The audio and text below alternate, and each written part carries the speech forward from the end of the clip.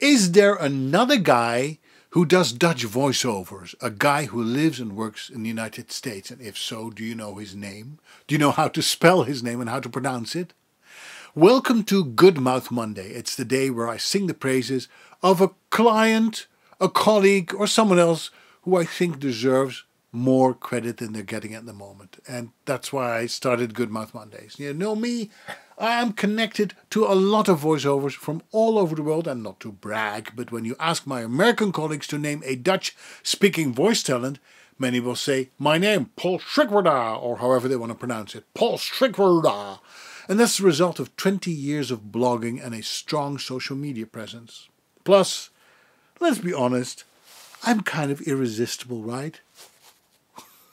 But seriously, if you want to learn Dutch through a program like Rosetta Stone, you don't hear my voice, but someone else is teaching you this not so easy language. And it is my colleague Hans van den Nieuwendijk.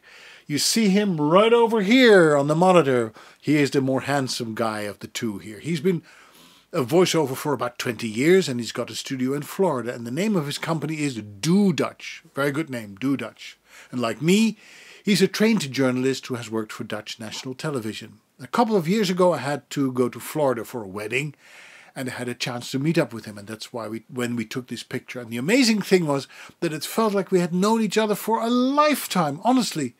I had nothing like, this guy is my main competitor, so I better put something in his drink so I can take over his entire portfolio. No, not at all. Hans is so nice, I would gladly give some of my work to him if I ever have too much on my plate. I know it's in good hands.